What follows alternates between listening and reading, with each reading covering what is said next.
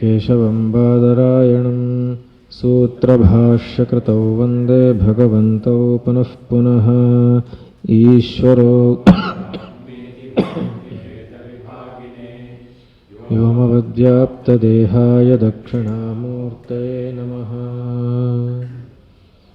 ಪಾರ್ಥಾಯ ಪ್ರತಿಬೋಧಿತಾಂ ಭಗವತಾ ನಾರಾಯಣೇನ ಸ್ವಯಂ ವ್ಯಾಸೇನ ಗ್ರಥಿತಾಂ ಪುರಾಣಮುನಿನಾ ಮಧ್ಯೆ ಮಹಾಭಾರತಂ ಅದ್ವೈತಾಮೃತವರ್ಷಿಣೀಂ ಭಗವತೀಮಷ್ಟಾದಶಾಧ್ಯಾಯಿನೀಂ ಅಂಬ ತ್ವಾಮನುಸಂದಧಾಮಿ ಭಗವದ್ಗೀತೆ ಭವದ್ವೇಷಿಣೀಂ. ನಮೋऽस्तु ते ವ್ಯಾಸವಿಶಾಲಬುದ್ಧೇ ಫುಲ್ಲಾರವಿಂದಾಯತಪತ್ರನೇತ್ರ येन त्वया भारततैलपूर्णः प्रज्वालितो ज्ञानमयप्रदीपः.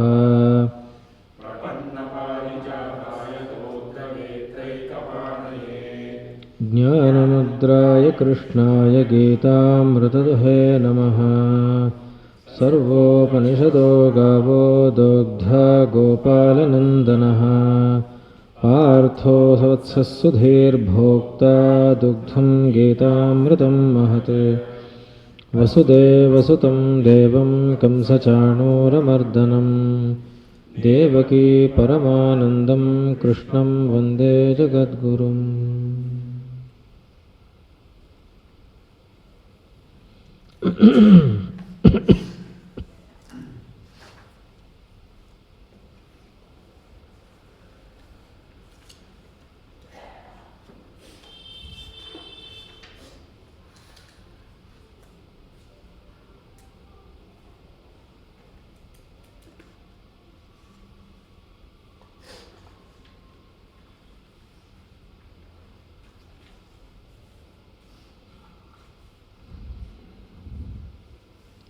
ನಿನ್ನೆ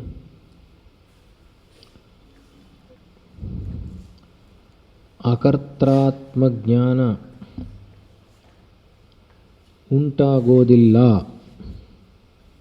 ಅಂತ ಆಕ್ಷೇಪ ಇತ್ತು. ಇಲ್ಲಪ್ಪ ಉಂಟಾಗೇ ಆಗುತ್ತೆ ಅನ್ನೋದು ನಿನ್ನೆ ಎಲ್ಲ ತೋರಿಸಿದ್ದಾಯಿತು. ಯಾಕೆಂದರೆ ಶ್ರುತಿನೇ ಹೇಳುತ್ತೆ ಮನಸೈವಾನುದ್ರಷ್ಟವ್ಯಂ ಅಂತ ಹೇಳುತ್ತೆ. ಆದ್ದರಿಂದ ಅದು ಆ ಜ್ಞಾನೋತ್ಪತ್ತಿ ಆಗಲೇಬೇಕು.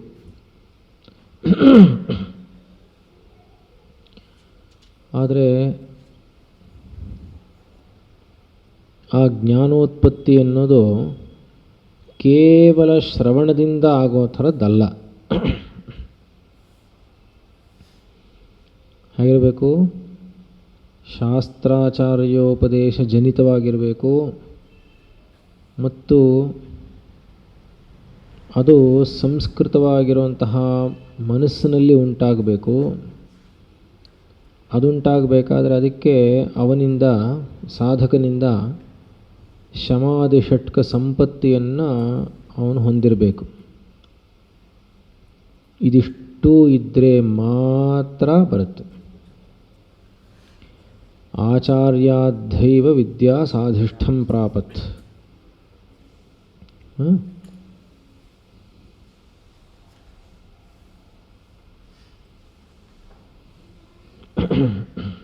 ಆಮೇಲೆ ಏನಾಗುತ್ತೆ ಅದರಿಂದ?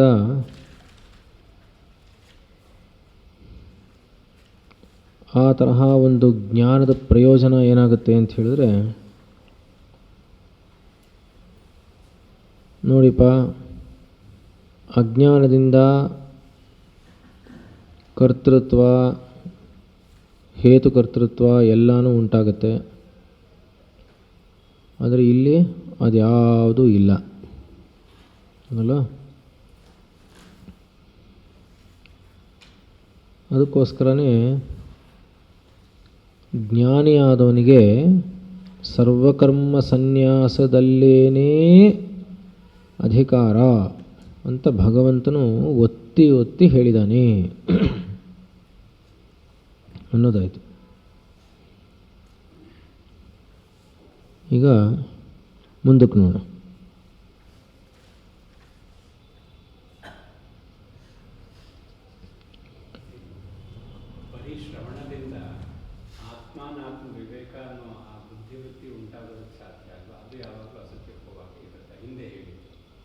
ಅಲ್ಲ, ಅಲ್ಲೂ ಅಷ್ಟೇ ಬುದ್ಧಿವೃತ್ತಿ ಅಂದರೆ ಆತ್ಮಾನ ಅಲ್ಲಿ ಹಂಗೆ ಹೇಳಿಲ್ಲ.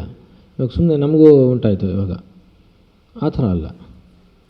ಬುದ್ಧಿವೃತ್ತಿ ಅನ್ಬೇಕಾದ್ರೆ ಸ್ಪಷ್ಟವಾಗಿ ಇದ್ರದ್ದು ಗೊತ್ತಿರಬೇಕು, ಅದರದ್ದು ಗೊತ್ತಿರಬೇಕು. ಅವಾಗುಂಟಾಗೋದು ಕೂಡ ಕೇವಲ ಬುದ್ಧಿವೃತ್ತಿ, ಅಲ್ಲೇ ನಿಂತುಬಿಡೋದು ಅಂತಲ್ಲ, ಮುಂದಕ್ಕೆ ಬರುತ್ತದು. ಸರ್ವಕರ್ಮ ಸನ್ಯಾಸ, ಆಮೇಲೆ ಅದರಲ್ಲಿ ನಿಷ್ಠೆ, ಆಮೇಲೆ ಅಂತ ಒಂದು ಹಂತವಾಗಿ ಹೋಗುತ್ತದು.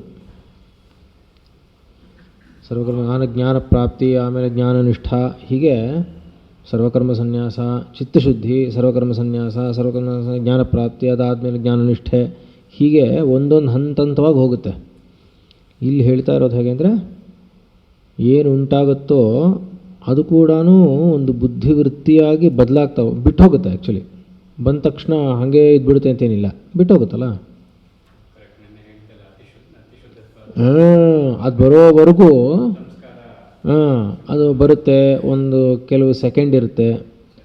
ವರ್ಷಗಳಗಟ್ಟಲೆ ಸಾಧನೆ ಮಾಡಿರೋವಂಥವ್ರಿಗೆ ಕೆಲವು ಸೆಕೆಂಡ್ಗಳು ನಿಲ್ಲುತ್ತೆ. ಅಂದರೆ ನಾನು ಇದಕ್ಕಿಂತ ಬೇರೆಯಾಗಿರೋನು, ಪ್ರತ್ಯಗಾತ್ಮನು ಅನ್ನೋದಿದೆಯಲ್ಲ, ಬುದ್ಧಿ ನಿಲ್ಲೋದು ಅಂದರೆ ಅದರಲ್ಲಿ ನಿಂತಾಗ ಬೇರೆ ಏನೂ ಗೊತ್ತಾಗಲ್ಲ, ನಮಗದ್ರ ಅಂದಾಜಿಲ್ಲ. ಅದಕ್ಕೋಸ್ಕರ ಇವಾಗ ನಾವು ಹೇಗಿರ್ಬೋದು ಅಂತ ಯೋಚನೆ ಮಾಡಿದ್ರೆ ಗೊತ್ತಾಗಲ್ಲ ಅದು. ಯಾಕೆಂದರೆ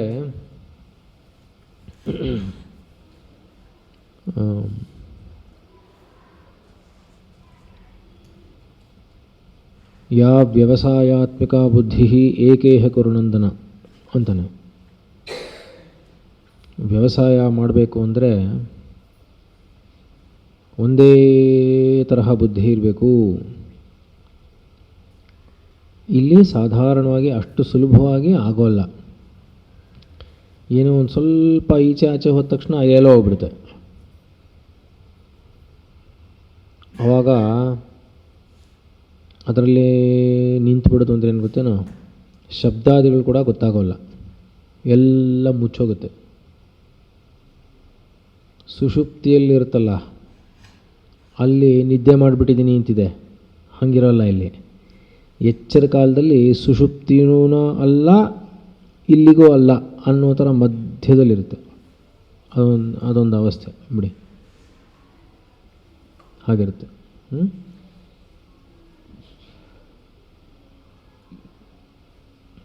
ಹೇಳಿ. ಕ್ವ ಪುನರ್ವಿದುಷೋ ಅಧಿಕಾರಃ ಇತಿ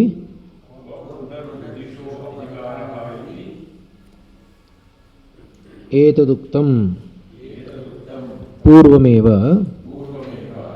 ಜ್ಞಾನಯೋಗೇನ ಸಾಂಖ್ಯಾನಾಂ ಇತಿ.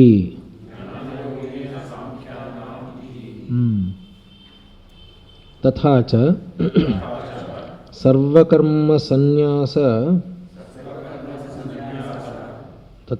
ಸರ್ವಕರ್ಮಸನ್ಯಾಸಂ ವಕ್ಷ್ಯತಿ. ಸರ್ವಕರ್ಮಾಣಿ ಮನಸಾ ಇತ್ಯಾದಿನ.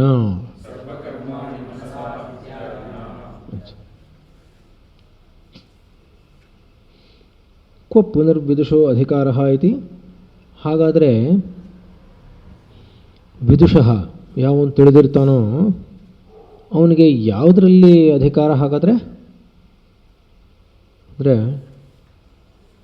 ಏನಪ್ಪ, ಏತದುಕ್ತಂ ಪೂರ್ವಮೇವ, ಮುಂಚೆನೇ ಹೇಳಿದೆವಲ್ಲ, ಜ್ಞಾನಯೋಗೇನ ಸಾಂಖ್ಯಾನಾಂ ಇತಿ.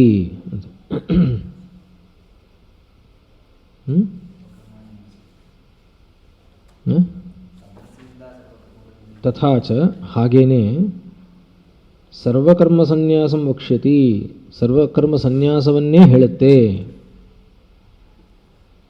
ಎಲ್ಲಿ ಅಂದರೆ ಸರ್ವಕರ್ಮಾಣಿ ಮನಸಾ ಸನ್ಯಸ್ಯಾಸ್ತೆ ಸುಖಂ ವಶಿ ನವದ್ವಾರೆ ಪುರೇ ದೇಹಿ ನೈವ ಕುರುವನ್ ನಕಾರಯನ್ ಅನ್ನುತ್ತೆ. 5ನೇ ಅಧ್ಯಾಯದಲ್ಲಿ ಬರೋದು ಶ್ಲೋಕ ಅದು, ಅದರದ್ದು ಉಲ್ಲೇಖ ಅಷ್ಟೇ. ಅಲ್ಲಿ ಸ್ಪಷ್ಟವಾಗಿ ಹೇಳಿದೆ, ಸರ್ವಕರ್ಮಾಣಿ ಮನಸಾ ಸನ್ಯಸ್ಯ ಆಸ್ತೆ ಸುಖಂ ವಶಿ ನವದ್ವಾರೆ ಪುರೇ ದೇಹಿ ನೈವ ಕುರುವನ್ ನಕಾರಯನ್. ಅವನು ಮಾಡೋದು ಇಲ್ಲ, ಮಾಡಿಸೋದು ಇಲ್ಲ,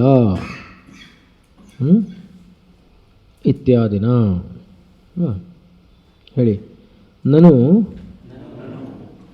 ಮನಸಾ ಇತಿ ವಚನಾತ್ ನ ವಾಚನಿಕಾನಾಂ ಕಾಯಿಕಾನಾಂಚ ಸನ್ಯಾಸಃ ಇತಿ ಚೇತ್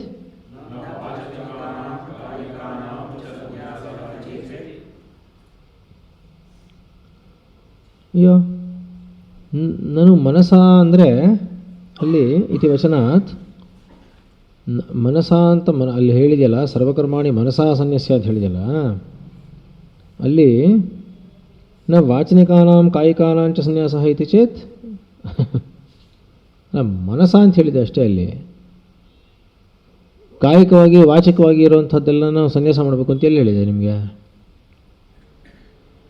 ಅಲ್ಲಿ ಏನು ಶ್ಲೋಕ ಇರೋದು? ಸರ್ವಕರ್ಮಾಣಿ ಮನಸಾ ಸನ್ಯಸ್ಯಾಸ್ತೆ ಸುಖಂ ವಶಿ ನವದ್ವಾರೆ ಪುರೇ ದೇಹಿ ನೈವ ಕುರುವನ್ನ ಕಾರಯನ್ ಅಂತ ಇದೆ. ಅಲ್ಲಿಗೇನು ಸರ್ವಕರ್ಮಾಣಿ ಮನಸಾ ಸನ್ಯಸ್ಯ ಅಂತಿದೆ. ಕಾಯಕ ವಾಚಿಕ ಮನಸ್ಸು ಕರ್ಮಗಳನ್ನೆಲ್ಲ ಸನ್ಯಾಸ ಮಾಡಬೇಕು ಅಂತ ಎಲ್ಲಿ ಹೇಳಿದೆ ಅಂತ ಅವನ ಪ್ರಶ್ನೆ. ಮಾಡ್ತಾ ಇರಬೇಕು ಅಂತ ಅಂತ ಅವನ ಪ್ರಶ್ನೆ ಅಲ್ವಾ?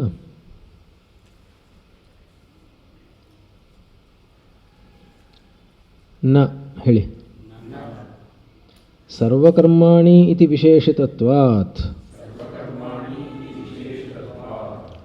ಇಲ್ಲಪ್ಪ, ನೀನು ಏನು ಅಲ್ಲಿ ಏನು ಹೇಳಿರೋದು? ಸರ್ವಕರ್ಮಾಣಿ ಅಂತಿದೆ. ಸರ್ವಕರ್ಮ ಅಂದರೆ ಕಾಯಿಕ ವಾಚಿಕ ಮಾನಸಿಕ ಎಲ್ಲ ಬಂದ್ಬಿಡ್ತಾವ ಇಲ್ವಾ? ನಿಮಗೆ ಅನುಕೂಲ ಆದ ತಕ್ಷಣ ಅದನ್ನು ಮಾತ್ರ ಅಂತ ಅಲ್ಲಿಟ್ಕೊಂಡ್ರೆ ಅದ್ರ ಹಿಂದಿನ ಪದ ಏನು ಉಪಯೋಗಿಸಿದೀವಿ ಅಂತ ನೋಡು ಒಂದ್ಸರಿ. ಭಗವಂತನೇನು ಉಪಯೋಗಿಸಿದಾನೆ? ಸರ್ವಕರ್ಮಾಣಿ ಅಂತ ಸರ್ವ ಅಂತ ಹೇಳಿಬಿಟ್ಟಿದ್ದಾನಲ್ಲಿ. ಆದ್ದರಿಂದ ಕೇವಲ ಮನಸ್ಸು ಮಾತ್ರ, ಮನಸ್ಸಿನಿಂದ ಮಾತ್ರ ಬಿಡಬೇಕು, ಕಾಯಕ ವಾಚಿಕ ಎಲ್ಲ ಮಾಡ್ತಾ ಇರಬೇಕು ಅಂತಲ್ಲ ಹೇಳಿ. ಮಾನಸಾನಾಂ ಏವ ಸರ್ವಕರ್ಮಣಾಂ ಇತಿ ಚೇತ್. ಸರಿಯಾಗಿ ಹೇಳಿ ಇನ್ನೊಂದ್ಸರಿ.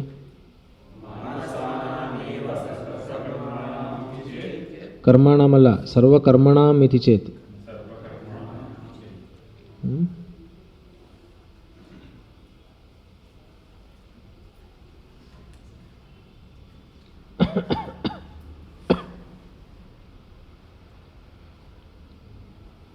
ಅಲ್ಲ ರೀ, ಮಾನಸಾನಾಮೇವ ಸರ್ವಕರ್ಮಣಾಂ ಇತಿ ಚೇತ್.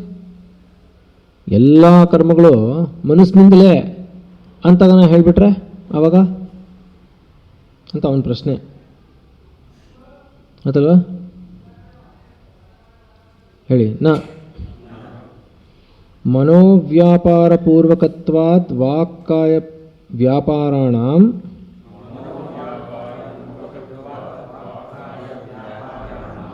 ಮನೋವ್ಯಾಪಾರಾಭಾವೇ ಭಾವ ಅನುಪಪತ್ತೇಃ.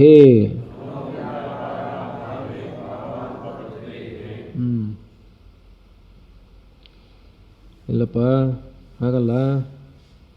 ಅವನು ಹೇಳ್ತಾ ಇರೋದೇನೆಂದರೆ, ಸರ್ವಕರ್ಮಾಣಿ ಮನಸಾ ಅಂತ ಹೇಳಿರೋದು ಕಾಯಿಕ ವಾಚಿಕದ್ದಲ್ಲ. ಸರ್ವಕರ್ಮಾಣಿ ಎಲ್ಲ ಕರ್ಮಗಳು ಅಂತಿದೆ. ಯಾವುದರ ಅಂದರೆ ಮನಸ್ಸಿನ ಎಲ್ಲ ಕರ್ಮಗಳನ್ನು ಸನ್ಯಾಸ ಮಾಡಿ ಅಂತ ಅರ್ಥ ಅಂತ ಅವನಿಗೆ. ಸರ್ವಕರ್ಮಾಣಿ ಮನಸಾ ಸನ್ಯಾಸ್ಯಾಸ್ತೆ ಅಂತ ಹೇಳ್ತಾ ಇದ್ರೆ, ಹೌದು ನೀವು ಹೇಳ್ತಾ ಇರೋದು ನಿಜ. ಸರ್ವಕರ್ಮಾಣಿ ಅಂದರೆ ಎಲ್ಲ ಕರ್ಮಗಳು ಅನ್ನೋದು ನಿಜ. ಆದರೆ ಎಲ್ಲ ಕರ್ಮಗಳು ಅನ್ನೋದು ಮನಸ್ಸಿಗೆ ಹಾಕ್ಕೋಬೇಕು ಅದು ಅಂತ ಒಂದು ಪ್ರಶ್ನೆ. ಅರ್ಥ ಆಗ್ತಾ ಇದೆಯಾ? ಈ ವಾಕಿಂದು ಕಾಯಕ್ಕಿದ್ದು ಇಲ್ಲಿ ಯಾಕೆ ತೊಗೊಂಬರ್ತಿದ್ದೀರಾ ಅಂತ ಅಲ್ವ? ಅದಕ್ಕೆ ಇಲ್ಲಪ್ಪ ಹಾಗಲ್ಲ ನ, ಯಾಕೆಂದರೆ ಮನೋವ್ಯಾಪಾರಪೂರ್ವಕತ್ವಾತ್ ವಾಕ್ಕಾಯ ವ್ಯಾಪಾರಾಣ ಮನೋವ್ಯಾಪಾರ ಭಾವೇ ಭಾವ ಅನುಪಪತ್ತೇ ಮನೋವ್ಯಾಪಾರಪೂರ್ವಕತ್ವಾತ್ ವಾಕ್ಕಾಯ ವ್ಯಾಪಾರಾಣ. ಮುಂಚೆ ಮನಸ್ಸಿನಲ್ಲಿ ವ್ಯಾಪಾರ ಆಗತ್ತೆ, ಮನಸ್ಸಿನಲ್ಲಿ ವ್ಯಾಪಾರ ಆದಮೇಲೆ ವಾಕ್ಕಾಯ ವ್ಯಾಪಾರಾಣ. ಮನಸ್ಸಿನ ಏನು ಇಲ್ಲದೇನೆ ಹೋಗ್ಬಿಟ್ರೆ ಕಾಯಿಕ ವಾಚಿಕ ಬರೋಲ್ಲ, ಅದು ಅಸಂಭವ. ಅದು ಹೌದಲ್ವಾ? ಆದ್ದರಿಂದ ಮನಸ್ಸಿನಿಂದ ಅಂತ ಹೇಳಿದ್ರೆ ಅಲ್ಲಿಂದಲೇ ಮೂಲದಲ್ಲೇ ಬಿಡಬೇಕು ಅಂತ ಅರ್ಥ. ಎಲ್ಲಿ ಉತ್ಪತ್ತಿ ಆಗುತ್ತೋ ಅಲ್ಲಿಂದಲೇ ಬಿಡಬೇಕು ಅಂದರೆ ಈ ವಾಕು ಕಾಯ ಎಲ್ಲ ಬಿದ್ದೋಯ್ತು ಅಂತ ಅರ್ಥ.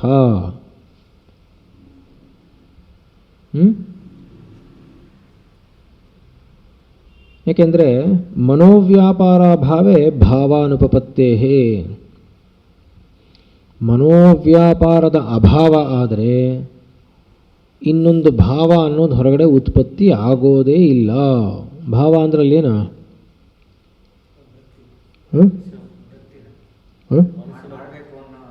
ಬರೀ ಅಲ್ಲ, ಕ್ರಿಯೆನೇ. ಅದಕ್ಕೋಸ್ಕರನೇ ಲಲಿತಾ ಸಹಸ್ರನಾಮದಲ್ಲಿ ಒಂದು ಕಡೆ ಬರುತ್ತೆ, ಪರಾ ಪ್ರತ್ಯಕ್ಷಿತಿ ರೂಪ ಪಶ್ಯಂತಿ ಪರದೇವತಾ ಮಧ್ಯಮಾ ವೈಖರಿ ರೂಪ ಭಕ್ತಮಾನಸಹಂಸಿಕಾ ಅಂತ. ಪರಾ ಪ್ರತ್ಯಕ್ಷಿತಿ ರೂಪ, ಆ ಪರಾವಾಕ್ ಅಂತಾರೆ. ಭಾಷ್ಯದಲ್ಲೆಲ್ಲ ಬರ್ತದಲ್ಲ, ಭಾಷ್ಯದಲ್ಲಿ ಬರುತ್ತೆ ಪರಾವಾಕ್, ಪಶ್ಯಂತಿ ವಾಕ್, ಮಧ್ಯಮ ವಾಕ್, ವೈಖರಿ ವಾಕ್ ಅಂತ. ವಾಕಲ್ಲಿ 4 ವಿಧ. ಪರಾವಾಕ್ ಅಂದರೆ ಕೇವಲ ಸ್ವರೂಪ ಅಷ್ಟೆ. ಪಶ್ಯಂತಿ ಅಂದಾಗ ಅಲ್ಲಿಂದ ಕೇವಲ ಅರ್ಥ ಮತ್ತು ಏನು ಶಬ್ದಗಳು ಬರಬೇಕು ಅಂತಿರುತ್ತೋ ಅದರ ಕೇವಲ ದೃಷ್ಟಿ.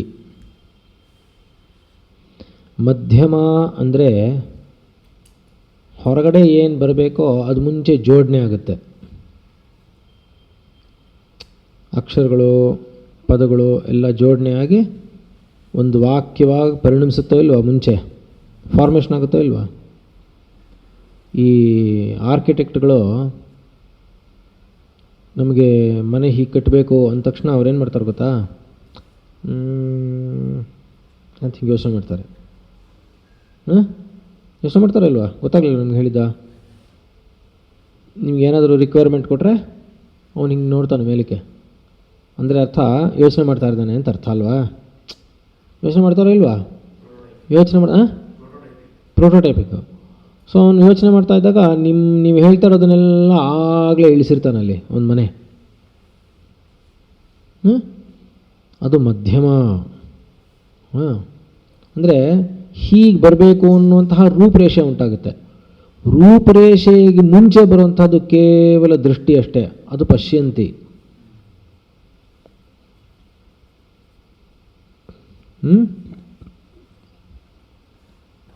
ಹೊರಗಡೆ ಅಕ್ಷರಗಳ ಸಮೇತ ಜೋಡಣೆಯಾಗಿ ವಾಕ್ಯಗಳಾಗಿ ಪರಿಣಮಿಸಿ ಅರ್ಥದ ಜೊತೆ ಬರುತ್ತಲ್ಲ, ಅದು ವೈಖರಿ. ವಾಗರ್ಥಾವಿವ ಸಂಪೃಕ್ತೌ ವಾಗರ್ಥ ಪ್ರತಿಪತ್ತಯೇ ಜಗತಃ ಪಿತರೌ ವಂದೇ ಪಾರ್ವತಿ ಪರಮೇಶ್ವರೌ. ವಾಕ್ ಅರ್ಥ ಎರಡೂ ಕೂಡ ಬಿಡದೆ ಹಾಗೇ ಬಂದಿರುತ್ತೆ. ವಾಕ್ ಇಲ್ಲದಿದ್ದರೂ ಅರ್ಥ ಇರುತ್ತೆ,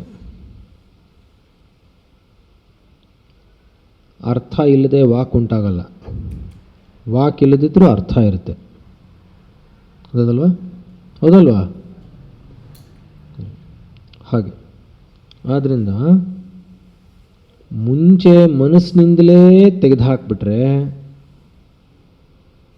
ವಾಕು ಕಾಯ ಎಲ್ಲ ಹೊರಟೋಗುತ್ತೆ.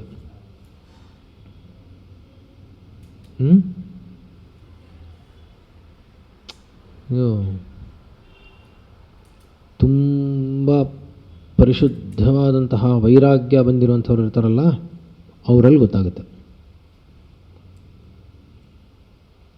ಏನು ಅಂದರೆ, ಮನಸ್ಸಿನಿಂದಲೇ ಇರೋ ಸಂಬಂಧಗಳನ್ನೆಲ್ಲ ಕಡ್ದು ಹಾಕ್ಬಿಡ್ತಾರೆ ಅವರು.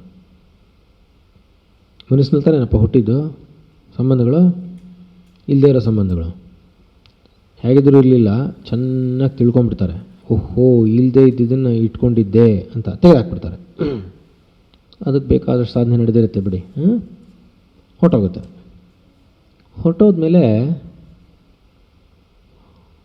ಎದುರುಗಡೆ ಆ ಸಂಬಂಧ ಇದ್ದಂತಹವ್ರು ಯಾರೇ ಬಂದರೂ ಕೂಡ, ಎಷ್ಟೇ ಅನ್ಯೋನ್ಯವಾಗಿದ್ದರೂ, ಹಿಂದೆ ಆಗಿದ್ದರೂ ಕೂಡ ಯಾವ ಒಂದು ವ್ಯಾಮೋಹನೂ ಇರೋಲ್ಲ, ಏನೂ ಇರೋಲ್ಲ. ಎಲ್ಲರೂ ಹೇಗಿರ್ತಾರೋ ಇವರು ಹಾಗೆ ಇರ್ತಾರೆ. ಇಲ್ಲಿವರೆಗೆ ತಂದೆ ತಾಯಂದಿರು ಕೂಡ ಇರಬಹುದು.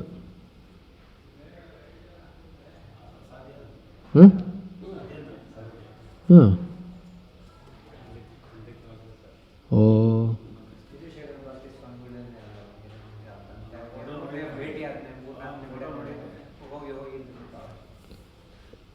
ಆಗುತ್ತೆ.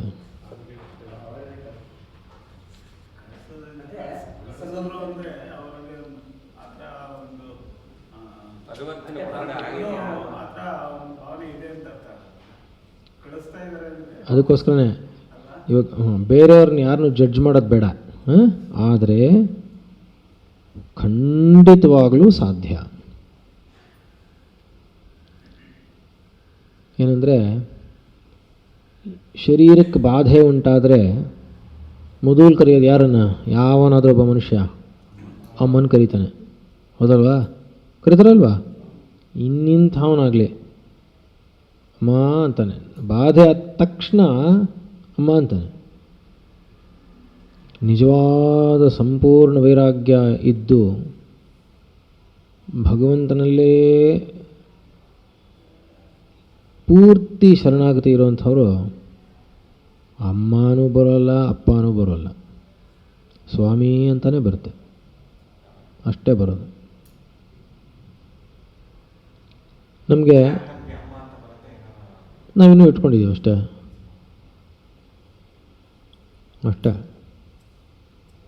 ಬರಲ್ಲ ಅಂದರೆ ಏನು ಗೊತ್ತಾ, ಇನ್ನಿಷ್ಟೇ ಕೂಡ ಬರೋಲ್ಲ. ಅದೇನೋ ಜ್ಞಾಪಿಸ್ಕೊಂಡು ಬರೋಲ್ಲ ಅನ್ನೋ ಥರ ಅಲ್ಲ, ಬರ್ತಾಯಿದೆ ಬೇಡಪ್ಪ ಅನ್ನೋ ಥರ ಅಲ್ಲ. ಸುಮ್ಮನೆ ಸ್ವಾಭಾವಿಕವಾಗಿ ಹೊರಟೋಗಿರುತ್ತೆ. ಬರೋಲ್ಲ ಅಂದರೆ ಬರೋದೇ ಇಲ್ಲ. ಭಗವಂತನೊಬ್ಬನೇ ಇರ್ತಾನೆ. ಅಂದರೆ ಇವರೆಲ್ಲ ಯಾರು ಬೇಕಾಗಿಲ್ಲ ಅನ್ನೋ ಥರ ಅಲ್ಲ. ಇವನು ಭಗವಂತನೇ, ಅವನು ಭಗವಂತನೇ, ಇದು ಇಲ್ಲಿ ಈ ಸಂಬಂಧಗಳು ಯಾವುದೂ ಇಲ್ಲ ಅಂತಷ್ಟೇ. ಗೊತ್ತಾಯ್ತಲ್ವ? ಇದಕ್ಕೆ ಹೊರಟೋಗ್ತಾರೆ ಹಾಗೆ.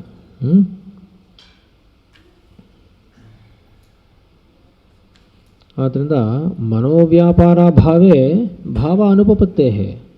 ಮನಸ್ಸಿನಲ್ಲಿ ವ್ಯಾಪಾರ ಆಗದೇ ಇದ್ದರೆ, ಯಾವುದೇ ವ್ಯಾಪಾರ ಮನಸ್ಸಿನಲ್ಲಿ ಉಂಟಾಗದೇ ಇದ್ದರೆ ಹೊರಗಡೆ ಭಾವ ಅನ್ನೋದು ಉಂಟಾಗೋದೇ ಇಲ್ಲ. ಮನಸ್ಸಿಗೆ ಬಂದ್ರೇ ಅದು. ಹೇಳಿ. ಶಾಸ್ತ್ರೀಯಾಣಾಂ ವಾಕ್ಕಾಯಕರ್ಮಣಾಂ ಕಾರಣಾನಿ ಮಾನಸಾನಿ ಕರ್ಮಾಣಿ ವರ್ಜಯಿತ್ವಾ ಅನ್ಯಾನಿ ಸರ್ವಕರ್ಮಾಣಿ ಮನಸಾ ಸನ್ಯಸ್ಯ ಆಸ್ತೆ ಇತಿ ಚೇತ್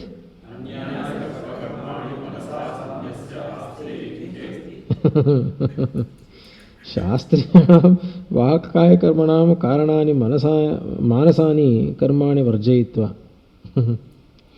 ಅಯ್ಯೋ ರಾಮ, ನಮಗೆ ಏನೋ ಪಾಪ.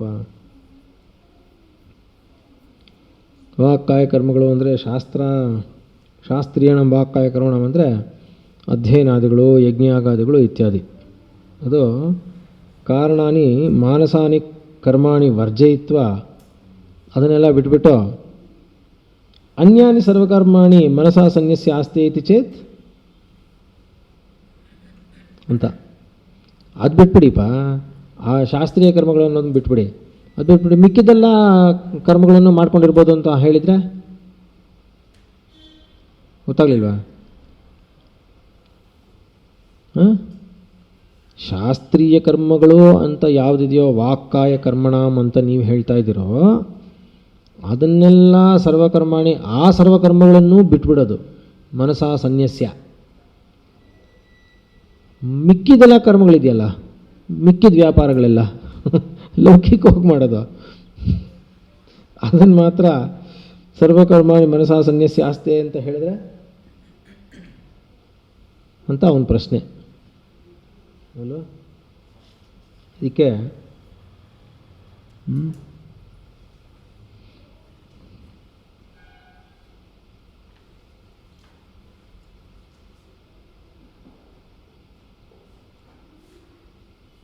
ಅಂದರೆ ಯಾವುದು ಶಾಸ್ತ್ರದಲ್ಲಿ ಹೇಳಿರುವಂತಹ ವಾಕ್ಕಾಯ ಕರ್ಮಗಳಿಗೆಲ್ಲ ಕಾರಣವಾಗಿರುವಂತಹ ಮಾನಸ ಕರ್ಮಗಳು ಯಾವುದಿದೆಯೋ, ಯಜ್ಞಾಗಾದಿಗಳು, ಅಧ್ಯಯನ ಇತ್ಯಾದಿಗಳು, ಅದನ್ನೆಲ್ಲ ಬಿಟ್ಟು ಮಿಕ್ಕ ಎಲ್ಲ ಕರ್ಮಗಳನ್ನು ಸನ್ಯಾಸ ಮಾಡಿಬಿಟ್ರೆ ಅಂತ, ಮಿಕ್ಕ ಎಲ್ಲ ಕರ್ಮಗಳನ್ನು ಸನ್ಯಾಸ ಮಾಡಿದ್ರೆ ಅಂತ, ಅದು ವರ್ಜಯಿತ್ವ. ಅದನ್ನು ಬಿಟ್ಬಿಟ್ಟು ಮಿಕ್ಕ ಎಲ್ಲ ಕರ್ಮಗಳನ್ನು ಅಂದರೆ ಲೌಕಿಕ ಕರ್ಮಗಳನ್ನೆಲ್ಲ ಬಿಟ್ಬಿಡೋದು. ಅನ್ಯಾನಿ ಸರ್ವಕರ್ಮಾಣಿ ಮನಸಾ ಸನ್ಯಾಸ ಆಸ್ತಿ ಇದು ಚೇತ್ ಅಂತ ಒಂದು ಪ್ರಶ್ನೆ. ಅರ್ಥ ಆಯ್ತಾ, ಅರ್ಥ ಆಗಲಿಲ್ವಾ?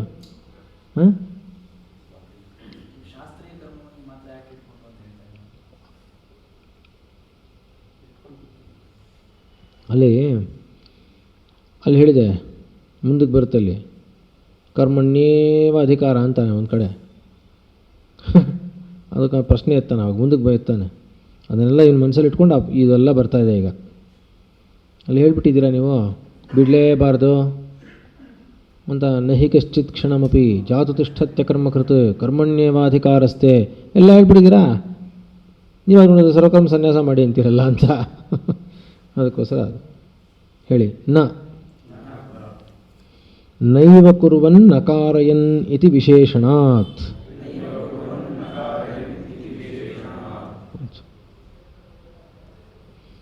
ಅಲ್ಲಪ್ಪ, ನೈವ ಕುರ್ವನ್ ನಕಾರಯನ್ ಇತಿ ವಿಶೇಷಣಾತ್. ಅಲ್ಲಿ ವಿಶೇಷಣ ಹೇಳಾಗಿದೆ. ನೈವ ಕುರ್ವನ್ ನಕಾರಯನ್, ಅವನು ಮಾಡೋದು ಇಲ್ಲ, ಮಾಡಿಸೋದು ಇಲ್ಲ ಅಂದರೆ ಅದೇನು ಒಂದನೇ ಶಾಸ್ತ್ರೀಯವನ್ನು ಇಟ್ಕೊಂಡು ಮಿಕ್ಕಿದ್ದೆಲ್ಲ ಬಿಡಬೇಕು ಅಂದರೆ ಹೇಳ್ತಾ ಯಾವುದೂ ಮಾಡಲ್ಲ. ನೈವ ಕುರ್ವನ್ ನಕಾರಯನ್ ಎರಡೂ ಇಲ್ಲ ಅಂತ ಆಗಿದೆ. ಅವನು ಮಾಡೋದೇ ಇಲ್ಲ, ಮಾಡಿಸೋದು ಇಲ್ಲ ಅಂತ ಹೇಳಿದ್ಮೇಲೆ ಇದನ್ನು ಮಾತ್ರ ಅಂತ ಏನು ಹೇಳ್ತಾ ಇರಲಿಲ್ಲ. ಅದಕ್ಕೆ ಹಾಗಿದ್ದಿದ್ರೆ ಬೇರೆ ಹೇಳ್ತಾ ಇದ್ರು. ಇದನ್ನು ಬಿಟ್ಟು ಇದನ್ನು ಮಾತ್ರ ನೈವ ಕುರ್ವನ್ ಅಂತ ಹೇಳ್ತಾ ಇದ್ರು. ಹಾಗೇನು ಹೇಳಿಲ್ವಲ್ಲ. ಗೊತ್ತಾಯ್ತೋ ಗೊತ್ತಾಗ್ಲಿಲ್ವಾ? ಸರ್ವಕರ್ಮ ಸನ್ಯಾಸ ಅಯಂ ಭಗವತಾ ಉಕ್ತಃ ಮನುಷ್ಯತಃ ನ ಜೀವತಃ ಇತಿ ಚೇತ್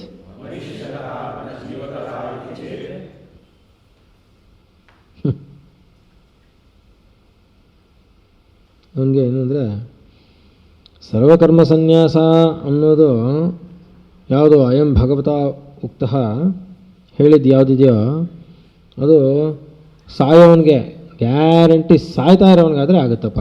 ಯಾಕೆಂದರೆ ಏನು ಮಾಡೋಕ್ಕಾಗಲ್ಲ ಆ ಟೈಮಲ್ಲಿ, ಬಿಟ್ಬಿಡ್ಬೋದು ಅಂತ ಇರ್ಬೋದು. ಸಾಯೋವನಿಗೆ ಅದು, ಬದುಕಿರೋನು ಯಾವನು ಮಾಡ್ತಾನೆ ಎಲ್ಲ ಕರ್ಮಗಳನ್ನು ಬಿಟ್ಟು? ಸಾಧ್ಯವೇ ಇಲ್ಲ ಅಂತ ಒಂದು ಪ್ರಶ್ನೆ ಅಲ್ಲ. ಹೇಳಿ. ನವದ್ವಾರೆ ಪುರೇ ದೇಹೇ ಆಸ್ತೆ ಇತಿ ವಿಶೇಷಣಾನುಪಪತ್ತೇಃ. ಹಾಗೇನಾದರೂ ಹೇಳಿಬಿಟ್ರೆ ತಪ್ಪಾಗುತ್ತೆ. ಯಾಕೆಂದರೆ ಭಗವಂತನ ವಾಣಿ ಏನಿದೆ ಅಂದರೆ ನವದ್ವಾರೆ ಪುರೇ ದೇಹೇ ಆಸ್ತೆ ಅಂತ ಇದೆ. ಅಂದರೆ ನವದ್ವಾರೆ ಪುರೇ ದೇಹಿ ಅಂತ ಇದೆ. ಹಾಗಿರೋದ್ರಿಂದ ನವದ್ವಾರೆ ಪುರೇ ದೇಹಿ ಅಂತ ಹೇಳ್ತಾ ಇದ್ಮೇಲೆ ಸತ್ತೋದ್ಮೇಲೆ ಅಂದರೆ ಏನು ಹೇಳ್ತಾ? ಆದ್ದರಿಂದ ಹಾಗೇನಾದರೂ ಆಗಿಬಿಟ್ರೆ ಈ ವಿಶೇಷಣ ಒಪ್ಪೋದೇ ಇಲ್ಲ. ಅವಾಗ ನವದ್ವಾರೆ ಪುರೇ ದೇಹೇ ಅಂತ ಹೇಳ್ತಾ ಇರುವಂಥ ವಿಶೇಷಣ ಇದೆಯೋ ಅದು ಸತ್ತೋಗಿರೋನಿಗೆ ಅಂತ ಹೇಳಿದ್ರೆ ನಗ್ತಾರಷ್ಟೇ. ನವದ್ವಾರೆ ಅವನು ಬಿಟ್ಟು ಹೋಗಿರೋನು, ಅವನು ಸತ್ತೋಗೋದು ಅಂತ.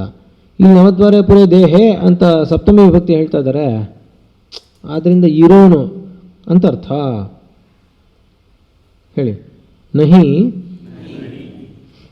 ಸರ್ವಕರ್ಮ ಸನ್ಯಾಸೇನ ಮೃತಸ್ಯ ತದ್ದೇಹೇ ಆಸನಂ ಸಂಭವತಿ.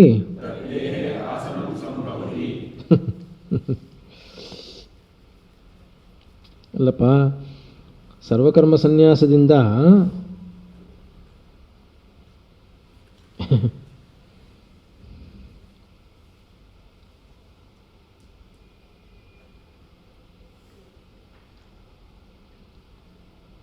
ಅವನು ಯಾವನು ಸರ್ವಕರ್ಮ ಸನ್ಯಾಸದಿಂದ ಮೃತಸ್ಯ ಯಾವನು ಸತ್ತೋಗಿದಾನೋ ಅವನು ಆ ಶರೀರದಲ್ಲಿ ಇರೋಕ್ಕಾಗುತ್ತೇನೋ? ಸತ್ತೋಗಿರೋವನು ಸರ್ವಕರ್ಮ ಸನ್ಯಾಸ ಮಾಡಿ ಆ ದೇಹದಲ್ಲಿದ್ದಾನೆ ಅಂದರೆ ಏನಾದರೂ ಅರ್ಥ ಇದೆಯೇನು ಅದಕ್ಕೆ? ಸತ್ತೋಗಿರೋನಿಗೆ ಅವನ ಶರೀರದಲ್ಲಿ ಅವನು ಅಧಿಷ್ಠಾನನೇ ಇಲ್ಲ, ಅವನು ಇರೋ ಆಸನ ಇಲ್ಲವೇ ಇಲ್ಲ, ಅಂದರೆ ಇರೋ ಅಧಿಕಾರನೇ ಇಲ್ಲ ಅವನಿಗೆ. ಇನ್ನು ಅವನು ಅಲ್ಲಿ ಸತ್ತೋಗಿರೋನ ಶರೀರದ ಸರ್ವಕರ್ಮ ಸನ್ಯಾಸ ಮಾಡೋದಂದ್ರೆ ಏನು ಅರ್ಥ? ಅದಕ್ಕೆ ಅರ್ಥವೇ ಇಲ್ಲ ಅದಕ್ಕೆ.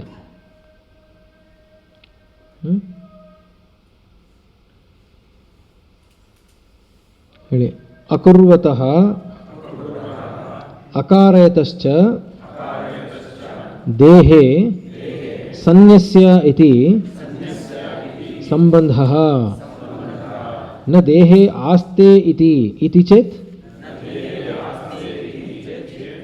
ಅಲ್ಲಿ ಹೇಳಬೇಕಾದ್ರೆ ಕೂಡ ವಾಯ್ಸ್ ಮಾಡ್ಯುಲೇಷನನ್ನು ಸ್ವಲ್ಪ ಅದೆಲ್ಲ ಅಭ್ಯಾಸ ಮಾಡಬೇಕು ಭಾಷೆ ಓದಬೇಕಾದ್ರೆ, ಇಲ್ಲಾಂದರೆ ಗೊತ್ತಾಗಲ್ಲ. ಇನ್ನು ಒಂದೇ ಪದ ಎರಡೆರಡು ಸರಿ ಹೇಳಿದ್ದಾರೆ ಹತ್ರ ಇತಿ ಅಂತ, ಹಾಗಲ್ಲ. ಹೇಗೆಂದರೆ ಅಕುರ್ವತೋಕಾರಯತಶ್ಚ ದೇಹೇ ಸನ್ಯಸ್ಯ ಇತಿ ಸಂಬಂಧಃ ನ ದೇಹೇ ಆಸ್ತೆ ಇತಿ ಚೇತ್ ಅಂತ. ಒಂದು ಸ್ಟೇಟ್ಮೆಂಟ್ಗೆ ಸೇರಿಸೋದು, ಇನ್ನೊಂದು ಇತಿ ಪ್ರಶ್ನೆಗೆ ಸೇರಿಸೋದು, ಹಾಗೆ ಅದಲ್ಲ. ಅಂದರೆ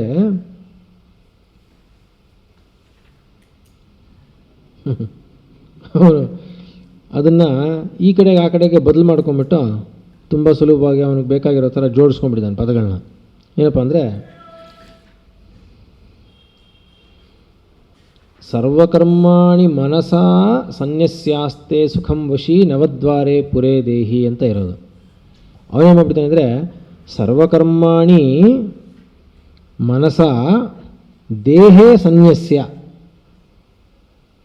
ನೈವ ಕುರುವನ್ ನಕಾರಯನ್ ಆಸ್ತೆ ಅಂತ ಮಾಡಿಕೊಂಡ್ರೆ ಅಂದರೆ ಅರ್ಥ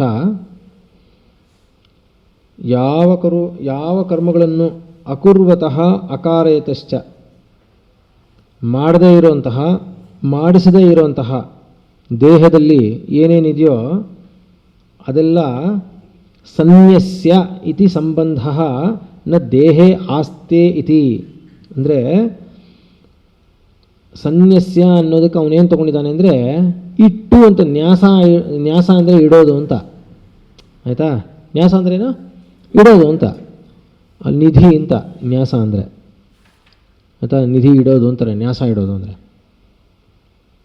ಹಾಗೆ ಅಂತ ಇಡೋದು ಅನ್ನೋ ಅರ್ಥದಲ್ಲಿ ತಗೊಂಡು ಶರೀರದಲ್ಲಿ ಮಾಡದೇ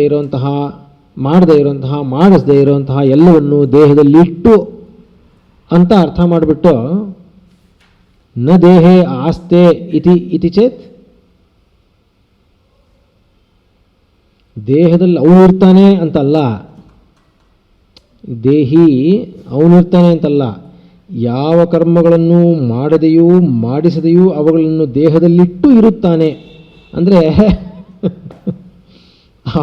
ಕರ್ಮಗಳನ್ನು ಸನ್ಯಾಸ ಮಾಡಿ ಅಂದರೆ ಅವನ ಪ್ರಕಾರ ಕರ್ಮಗಳನ್ನೆಲ್ಲ ದೇಹದಲ್ಲಿಟ್ಟು ಅಂತ, ಬಿಟ್ಟು ಅಂತಲ್ಲ.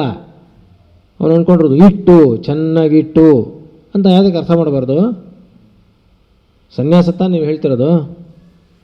ಸರ್ವಕರ್ಮಾಣಿ ಮನಸಾ ಸನ್ಯಾಸ್ಯಾಸ್ತೆ ಸುಖಂ ವಶಿ ಅಂತ ತಾನೆ. ಸುಖಂ ವಶಿ ಹೇಳಿದಿರಲ್ಲ. ಆ ಸನ್ಯಾಸ ಅಂದರೆ ಏನು ಗೊತ್ತಾ? ಎಲ್ಲ ಕರ್ಮಗಳನ್ನು ಮಾಡಿಸದೇ ಇರೋ ಯಾವೇನು ಕರ್ಮಗಳಿದೆಯೋ ಅದನ್ನೆಲ್ಲ ಚೆನ್ನಾಗಿ ದೇಹದಲ್ಲಿ ಇಟ್ಟು ಅಂತ ಅರ್ಥ. ಅಂತ ಹೇಳಿ. ಸನ್ಯಾಸ ಶಬ್ದ ಇದೆಯಲ್ಲ ಅಲ್ಲಿ, ಸನ್ಯಾಸ ಅನ್ನೋ ಪದ ಇದೆಯಲ್ಲ, ನ್ಯಾಸ ಅನ್ನೋದಕ್ಕೆ ಎರಡು ಅರ್ಥ ಇದೆ. ಅವನು ಹೀಗೆ ತಗೋತಾ ಇದ್ದಾನೆ. ನ ಸರ್ವತ್ರ ಆತ್ಮನೋ ಅವಿಕ್ರಿಯತ್ವಾವಧಾರಣಾತ್.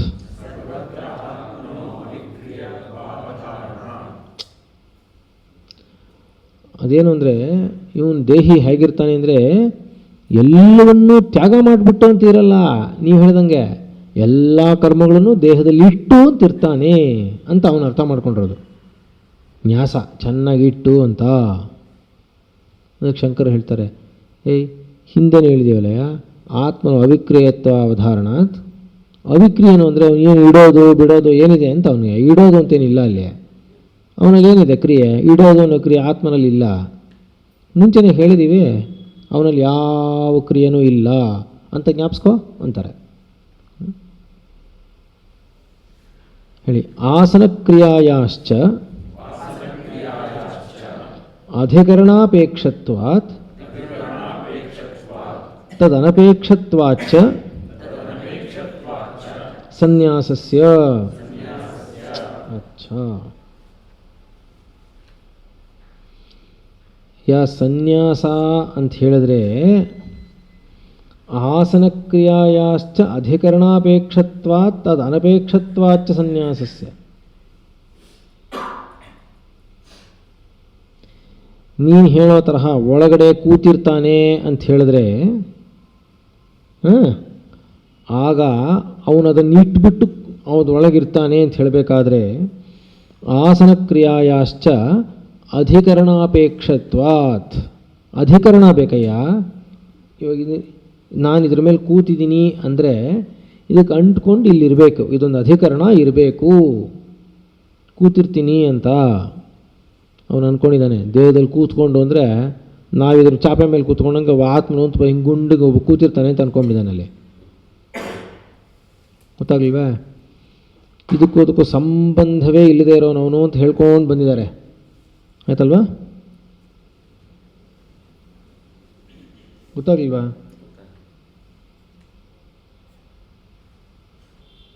ತದ್ ಅನಪೇಕ್ಷತ್ವಾಚ್ಚ ಸನ್ಯಾಸಸ್ಯ. ಈಗ ನೀನು ನಿಧಿ ಕರ್ಮಗಳನ್ನೆಲ್ಲ ಇಟ್ಟು ಅನ್ನೋದಕ್ಕೆ ಜಾಗ ಬೇಕೋ ಬೇಡವಪ್ಪ? ಜಾಗ ಬೇಕು. ಎಲ್ಲಿಡೋದವನ ಆತ್ಮನ? ಅವನೇನು ಮಾಡೋನಲ್ಲ, ಏನಿಲ್ಲ. ಎಲ್ಲಿಡ್ತಾನೆ ಅಂತ ಅವನು ಅಧಿಕರಣ. ಕೂತ್ಕೊಳ್ಳೋದು ಅಂದರೆ ಇಟ್ಟು ಕೂತಿರ್ತಾನೆ ಅಂದರೆ ಅದಕ್ಕೊಂದು ಅಧಿಕರಣ ಬೇಕೋ ಬೇಡವಾ? ಆದರೆ ಸನ್ಯಾಸ ಅನ್ನೋದಕ್ಕೆ ಅನಪೇಕ್ಷತ್ವಾಚ್ಚ, ಅಧಿಕರಣನೂ ಇಲ್ಲ, ಆಸನನೂ ಇಲ್ಲ, ಏನೂ ಇಲ್ಲ. ಗೊತ್ತಾಗ್ಲಿಲ್ವಾ? ಇಲ್ಲಿ ಸನ್ಯಾಸ ಅಂತ ಹೇಳ್ತಾ ಇರೋದು ಬಿಡೋದು ಅಂತ, ತ್ಯಾಗ ಅನ್ನೋದಕ್ಕೆ ಹೇಳ್ತಾ ಇದ್ದಾರೆ. ಹೇಳಿ. ಬಿಡ್ತಾನೆ ಇಲ್ಲ ಅವನು. ಹೇಳಿ. ಸಂಪೂರ್ವಸ್ತು ನ್ಯಾಸ ಶಬ್ದೋ ತ್ಯಾಗಾರ್ಥ ನ ನಿಕ್ಷೇಪಾರ್ಥ. ಅಲ್ಲಯ್ಯ, ಇದುವರೆಗೂ ಹೇಳ್ಕೊಂಬಂದಿರೋದು ಸಮ್ಯಕ್ ಪೂರ್ವಸ್ತು, ಇದುವರೆಗೂ ಹೇಳಿರೋದು ನ್ಯಾಸ ಶಬ್ದೋ ತ್ಯಾಗಾರ್ಥ. ನ್ಯಾಸ ಅನ್ನುವಂತಹ ಉಪಸರ್ಗವಿಲ್ಲದೆ ಹೇಳಬೇಕಾದ್ರೆ ಅದನ್ನು ಬಿಡೋದು ಅಂತ ಅರ್ಥ, ನ ನಿಕ್ಷೇಪಾರ್ಥ. ನಿಕ್ಷೇಪ ಅಂದರೆ ಇಡೋದು ಅಂತ. ಇಡೋದು ಅನ್ನೋ ಅರ್ಥದಲ್ಲಿ ಅಲ್ಲ, ಬಿಡೋದು ಅನ್ನೋ ತ್ಯಾಗ ಅನ್ನೋ ಅರ್ಥದಲ್ಲಿ ತಗೋಬೇಕು. ತಸ್ಮಾತ್ ಗೀತಾಶಾಸ್ತ್ರೇ ಆತ್ಮಜ್ಞಾನವತಃ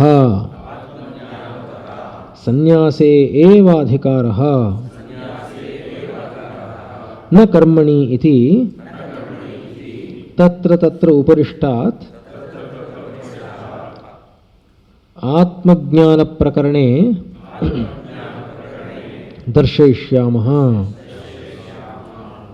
ಆದ್ದರಿಂದ ಗೀತಾಶಾಸ್ತ್ರದಲ್ಲಿ ಆತ್ಮಜ್ಞಾನವತಃ, ಆತ್ಮಜ್ಞಾನದಲ್ಲಿ ಇರೋವನಿಗೆ ಸನ್ಯಾಸೇ ಏವ ಅಧಿಕಾರ, ಅವನು ಸನ್ಯಾಸದಲ್ಲೇ ಅವನಿಗೆ ಅಧಿಕಾರ, ನ ಕರ್ಮಣಿ ಕರ್ಮದಲ್ಲಲ್ಲ ಇತಿ ಎಂದು ತತ್ರ ತತ್ರ ಅಲ್ಲಲ್ಲಿ ಉಪರಿಷ್ಟಾತ್ ಆತ್ಮಜ್ಞಾನ ಪ್ರಕರಣೆ ಮುಂಬರುವ ಆತ್ಮಜ್ಞಾನ ಪ್ರಕರಣಗಳು ಎಲ್ಲೆಲ್ಲಿ ಬರುತ್ತೋ ಅಂದರೆ ಆತ್ಮಜ್ಞಾನವನ್ನು ಹೇಳುವಂತಹ ಘಟ್ಟಗಳು ಎಲ್ಲೆಲ್ಲಿ ಬರುತ್ತೋ ಅಲ್ಲೆಲ್ಲ ದರ್ಶಯಿಷ್ಯಾಮಃ ತೋರಿಸೋದಾಗತ್ತೆ.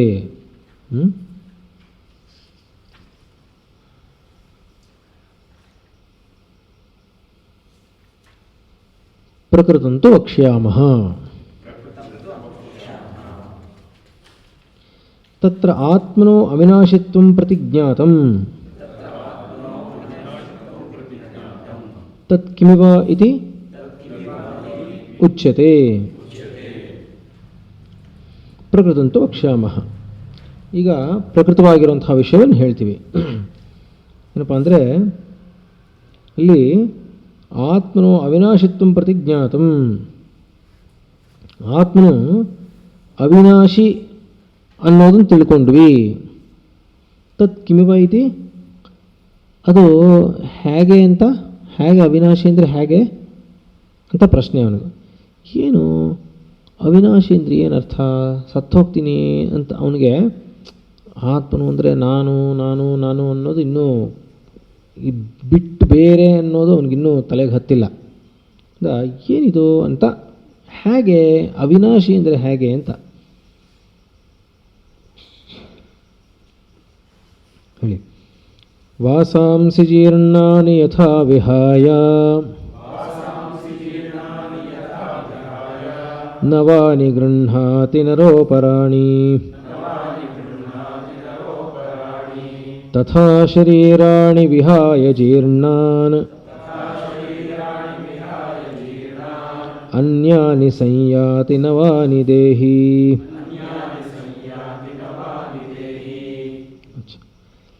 ವಾಸಾಂಸಿ ಜೀರ್ಣಾನಿ ಯಥಾ ವಿಹಾಯ ನವಾನಿ ಗೃಹ್ಣಾತಿ ನರಃ ಉಪರಾಣಿ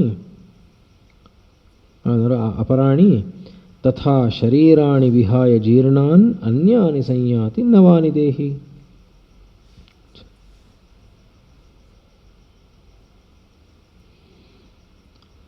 ನಾವೇ ಇದೀವಲ್ಲಪ್ಪ ಅಷ್ಟೆ.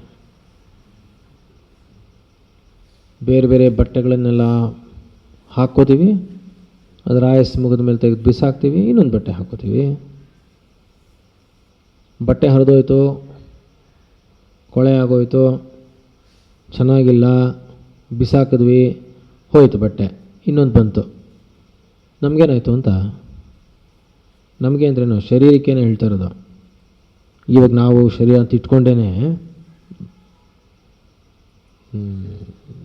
ಬಟ್ಟೆ ಅಪೇಕ್ಷತ್ವಾತ್, ಬಟ್ಟೆ ಹೋಲಿಕೆಯಿಂದ ತಗೊಂಡ್ರೆ, ದೃಷ್ಟಿಯಿಂದ ತಗೊಂಡ್ರೆ ನಮಗೇನಾಯ್ತು, ನಮಗೇನೂ ಆಗಿಲ್ಲ, ನಾವು ಹಾಗಿಲ್ವೇ. ಹಾಗೇನೆ ಈ ಶರೀರಕ್ಕೆ ಕೊಳಗಿರೋನು ಈ ಶರೀರ ಕೊಳೆಯಾಗಿ ಬಿದ್ದೋಗಿ ಹರಿದು ಎಲ್ಲ ಆಗಿ ಹೊರಟೋದ್ರೆ ಅವನು ಇದನ್ನು ತೆಗೆದಾಗ ಬಿಸಾಕ್ತಾನೆ, ಇನ್ನೊಂದ್ರಲ್ಲಿ ಹೋಗ್ತಾನೆ ಅಷ್ಟೆ, ಇನ್ನೊಂದು ಧರಿಸ್ತಾನೆ.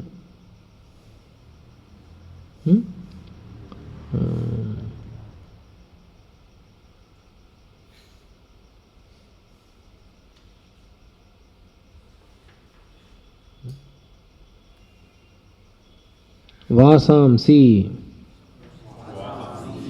ವಸ್ತ್ರಾಣಿ, ವಾಸಾಂಸಿ ಅಂದರೆ ವಸ್ತ್ರಾಣಿ, ಜೀರ್ಣಾನಿ ದುರ್ಬಲತಾಂ ಗತಾನಿ, ಜೀರ್ಣಾನಿ ಅಂದರೆ ದುರ್ಬಲತಾಂ ಗತಾನಿ, ಚೆನ್ನಾಗಿ ಸವದು ಹೋಗಿರೋದು, ದುರ್ಬಲತಾಂ ಗತಾನಿ. ಯಥಾ ಲೋಕೆ ವಿಹಾಯ ಪರಿತ್ಯಜ್ಯ, ಹೇಗೆ ಲೋಕದಲ್ಲಿ ವಿಹಾಯ ಅಂದರೆ ಪರಿತ್ಯಜ್ಯ ಬಿಟ್ಟುಬಿಟ್ಟು ನವಾನಿ ಅಭಿನವಾನಿ ಗೃಹ್ಣಾತಿ, ನವಾನಿ ಅಂದರೆ ಅಭಿನವಾನಿ ಅಂದರೆ ಹೊಸದು, ಗೃಹ್ಣಾತಿ ಅಂದರೆ ಪಡ್ಕೋತಾನೋ, ಉಪಾದತ್ತೆ ನರಃ ಪುರುಷಃ ಅಪರಾಣಿ ಅನ್ಯಾನಿ ತಥಾ ತದ್ವದೇವ ಶರೀರಾಣಿ ವಿಹಾಯ ಜೀರ್ಣಾನಿ ಅನ್ಯಾನಿ ಸಂಯಾತಿ ಸಂಗಚ್ಚತಿ ನವಾನಿ ದೇಹಿ ಆತ್ಮ.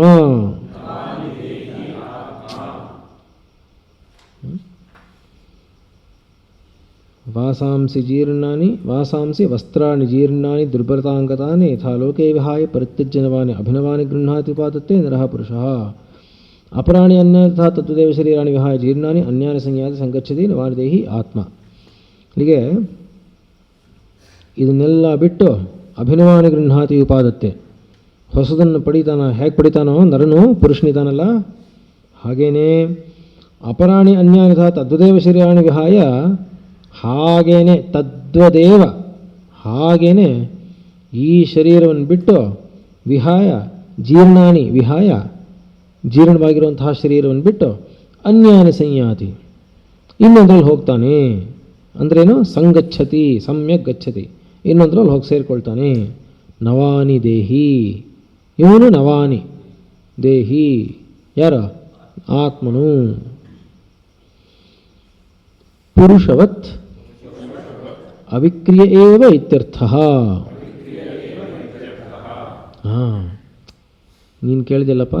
ಹಾಗೆಯೇ ಆತ್ಮನು ಪುರುಷನ ಹಾಗೆ ಬಟ್ಟೆ ಬದಲಾಯಿಸ್ತಾ ಇದ್ರೂ ಕೂಡ ಪುರುಷನ ಏನು ಅವಿಕ್ರಿಯನಾಗಿ ಹಾಗೇ ಇದ್ದಾನೋ ಹಾಗೇನೆ ಆತ್ಮನು ಕೂಡ ಈ ಶರೀರವನ್ನು ಬಿಟ್ಟು ಇನ್ನೊಂದು ಶರೀರವನ್ನು ಪಡೆಯಬೇಕಾದರೂ ಕೂಡ ಅವನಲ್ಲಿ ಏನು ಕ್ರಿಯೆನೂ ಇಲ್ಲ.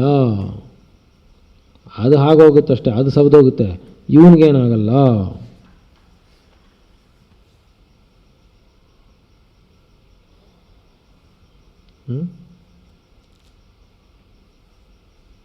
ನೈನಂ ಛಿಂದಂತಿ ಶಸ್ತ್ರಾಣಿ ನೈನಂ ದಹತಿ ಪಾವಕಃ.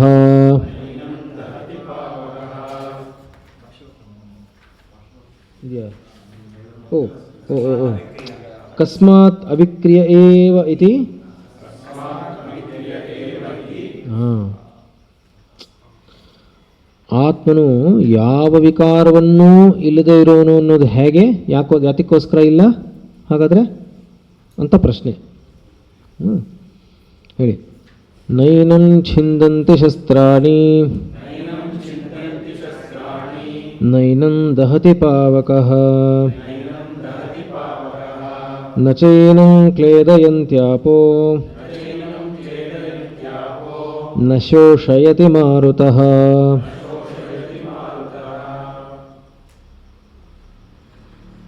ಹೇಳಿ. ನೈನಂ ಛಿಂದಂತಿ ಶಸ್ತ್ರಾಣಿ ನ ಏನಂ ಶಸ್ತ್ರಾಣಿ ಛಿಂದಂತಿ. ಇವನನ್ನು ಶಸ್ತ್ರಗಳು ನ ಛಿಂದಂತಿ ಕತ್ತರಿಸೋಕ್ಕಾಗೋಲ್ಲ.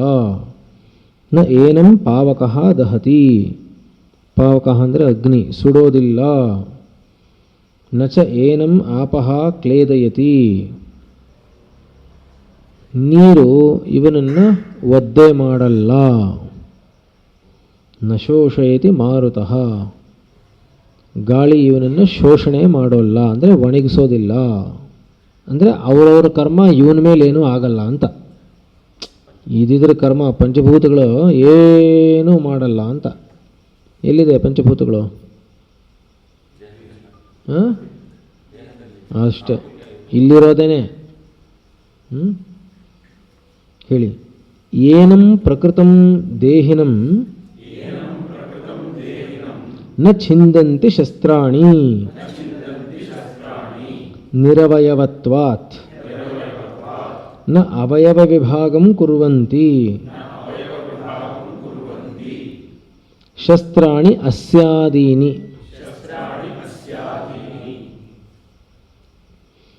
ಏನಂ ಪ್ರಕೃತಂ ದೇಹಿನಂ, ಈ ಪ್ರಕೃತವಾಗಿರುವಂತಹ ದೇಹಿಯನ್ನು ನ ಛಿಂದಂತಿ ಶಸ್ತ್ರಾಣಿ, ಶಸ್ತ್ರಾಣಿ ನ ಛಿಂದಂತಿ, ಶಸ್ತ್ರಗಳು ಕತ್ತರಿಸೋದಿಲ್ಲ. ಯಾಕೆ ಅಂದರೆ ನಿರವಯವತ್ವಾತ್. ಅಲ್ಲಪ್ಪ, ಅವನಿಗೆ ಅವಯವಗಳೇ ಇಲ್ಲ. ಅವಯವಗಳೇ ಇಲ್ಲದೆ ಅವನು ಕತ್ತರಿಸೋದೇನು ಅಂತ. ಕತ್ತರಿಸೋದು ಅಂದರೆ ಒಂದನ್ನು ಎರಡು ಮಾಡೋದು ಅಂತ. ಅವನಿಗೆ ಇಲ್ಲ, ಇವನು ಯಾವ ಏನು ಕತ್ತರಿಸೋದಲ್ಲಿ ಅದಲ್ವಾ. ನ ಅವಯವ ವಿಭಾಗಂ ಕುರುವಂತಿ ಶಸ್ತ್ರಾಣಿ ಅಸ್ಯಾದೀನಿ. ಒಂದನ್ನು ಎರಡು ಮಾಡೋದು ಅಂದರೆ ಅವಯವಗಳನ್ನು ವಿಭಾಗ ಮಾಡೋದು ಅಂತ ಅರ್ಥ. ಅವನಿಗೆ ಅವಯವಗಳಿಲ್ಲ, ಇನ್ನು ವಿಭಾಗ ಮಾಡೋದಿಲ್ಲ ಬಂತು, ಆಗೋದಿಲ್ಲ. ಹೇಳಿ. ತಥಾ ನ ಏನಂ ದಹತಿ ಪಾವಕಃ ಅಗ್ನಿರಪಿ ನ ಭಸ್ಮೀಕರೋತಿ, ಹಾಗೇನೆ ನ ಏನಂ ದಹತಿ ಪಾವಕಃ, ಇವನನ್ನು ಸುಡೋದೂ ಇಲ್ಲ. ಪಾವಕಃ ಅಗ್ನಿರಪಿ ನ ಭಸ್ಮೀಕರೋತಿ, ಅಗ್ನಿ ಕೂಡ ಅವನನ್ನು ಭಸ್ಮ ಮಾಡೋದಿಲ್ಲ, ಸುಡೋದಿಲ್ಲ, ಬೂದಿನೂ ಮಾಡೋಲ್ಲ ಅಂತ. ತಥಾ ನ ಚ ಏನಂ ಕ್ಲೇದಯಂತೆ ಆಪಃ, ಹಾಗೇನೆ ಆಪಹ ಅಂದರೆ ನೀರು, ಇವರನ್ನು ಕ್ಲೇದಯಂತಿ, ಕ್ಲೇದನ ಅಂದರೆ ಅಂಟ್ಕೊಳ್ಳೋದು. ಅಂಟ್ಕೊಳ್ಳೋದು ಅಂದ್ರೇನು? ಒದ್ದೆ ಆಗದೆ ಅಂಟ್ಕೊಳ್ಳುತ್ತೆ, ಒದ್ದೆ ಆಗೋದು. ಅದು ಆಗೋದಿಲ್ಲ. ಅಪಾಂಹಿ ಹೇಳಿ, ಅಪಾಂಹಿ ಸಾವಯವಸ್ಯ ವಸ್ತುನಃ ಆರ್ದ್ರೀಭಾವಕರಣೇನ ಅವಯವ ವಿಶ್ಲೇಷಾಪಾದನೆ ಸಾಮರ್ಥ್ಯಂ.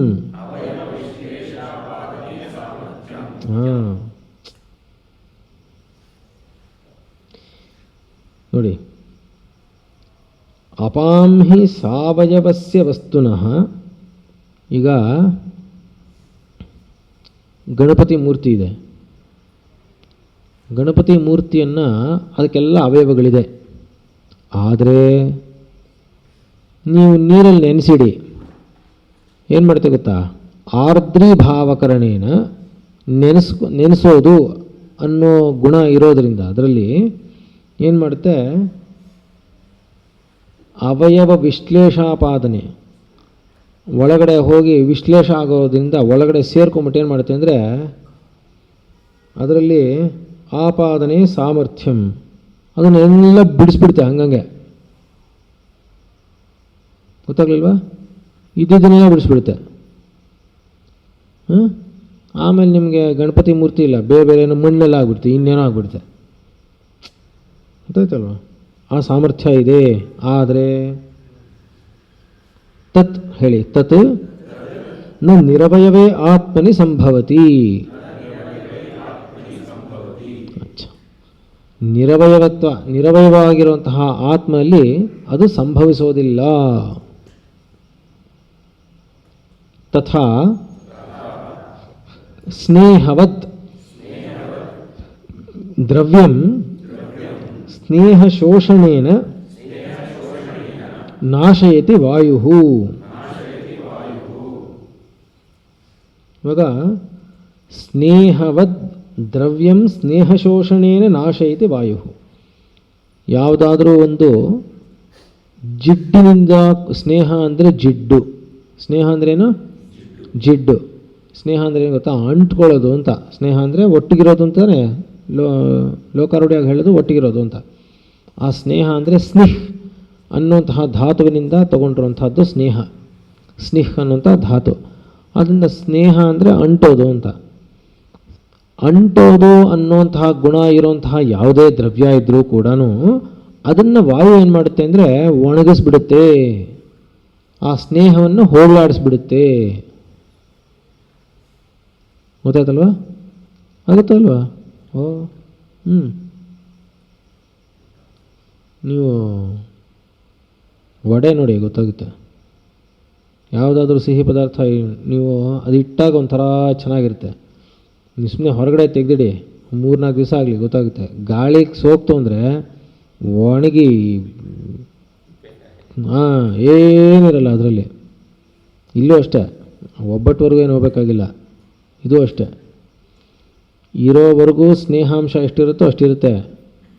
ಇಲ್ಲಿ ಶಾಖ ಹೋಗಬೇಕು, ಗಾಳಿಗೇನಾದರೂ ಬಿಡ್ತು ಅಂದರೆ ಮುಟ್ಟಕ್ಕಾಗಲ್ಲ ಅದನ್ನ, ಅಷ್ಟು ಒಣಗೋಗುತ್ತೆ. ಸ್ವಲ್ಪ ಹೊತ್ತಾದ್ಮೇಲೆ ಕೂದಲು ಮುಟ್ಟು ನೋಡಿ, ಗೊತ್ತಾಗುತ್ತೆ. ಅದರಲ್ಲ ಅಂದರೆ ಇದರಲ್ಲಿ ಶವದಲ್ಲಿ ಹಾಗಾಗ್ಬಿಡುತ್ತೆ. ಏನಂತೂ ಆತ್ಮಾನಂ ನ ಶೋಷಯತಿ ಮಾರುತೋಪಿ. ಹೀಗಿರುವಂಥವನ್ನ ಆತ್ಮನನ್ನು ಮಾರುತಃ ಅಂದರೆ ಗಾಳಿ ಕೂಡ ಶೋಷಣೆ ಮಾಡೋದಿಲ್ಲ.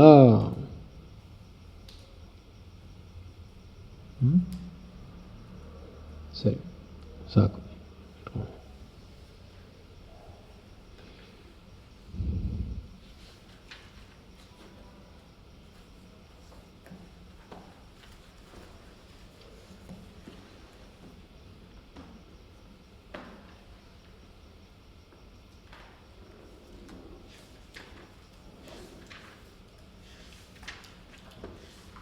ಎಪ್ಪತ್ತ್ಮೂರು.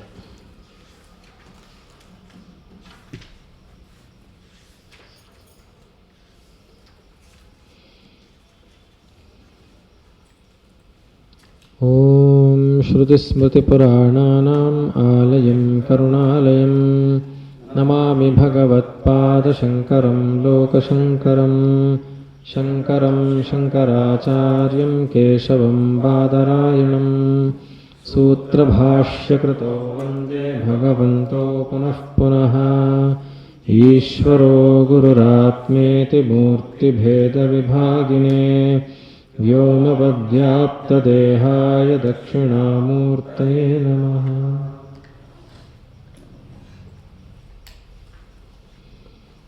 ಮಾರ್ಚ್ ತಿಂಗಳಲ್ಲಿ ಯಾವಾಗಿರುತ್ತೆ ಅಂತ ನಿಮ್ಮೆಲ್ಲರಿಗೂ ಮೆಸೇಜ್ ಬರುತ್ತೆ.